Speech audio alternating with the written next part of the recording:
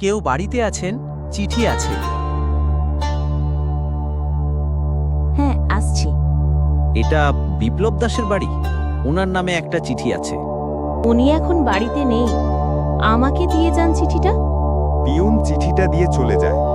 সন্ধেবেলায় বাড়ি ফিরে নিজের ঘরে বসেছে বিপ্লব। ওহো, দেখো, আমি তোমার চিঠিটার কথা একেবারে ভুলে গেছি।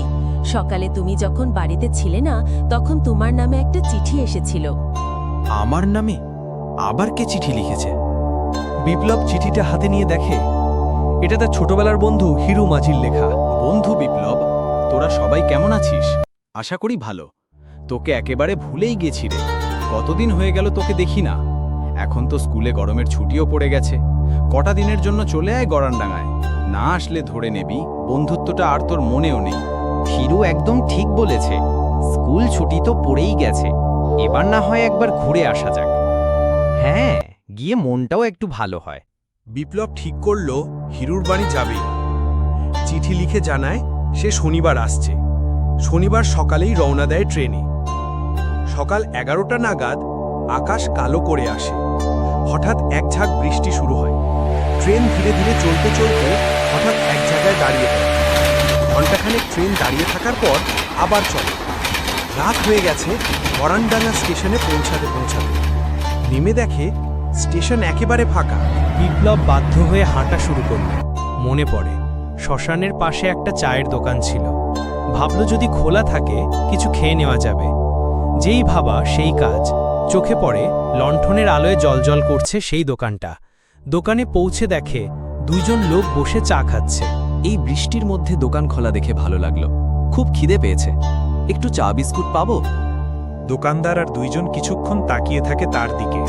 আসুন, বসুন। দোকান খোলা থাকবে না তা কি করে হয়? আমার এখানে মোষের দুধের স্পেশাল চা হয়, খেতে দেব?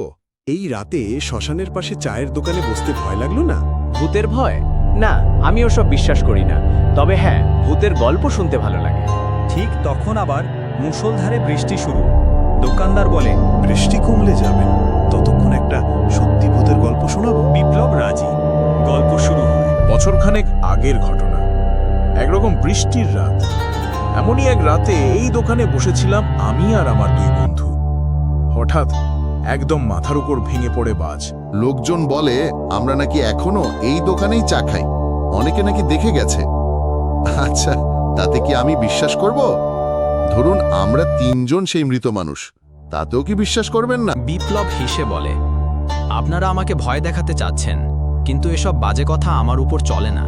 আমার নাম বিপ্লব দাস। আর হ্যাঁ, সব ভূত খারাপ হয় না। হ্যাঁ, ঠিকই বলেছেন। সময়টা দারুণ কেটেছে আপনাদের সাথে। ভালো থাকবেন। যান, বৃষ্টি থেমে গেছে। বিপ্লব হাঁটতে হাঁটতে হিরুর বাড়িতে পৌঁছে যায়।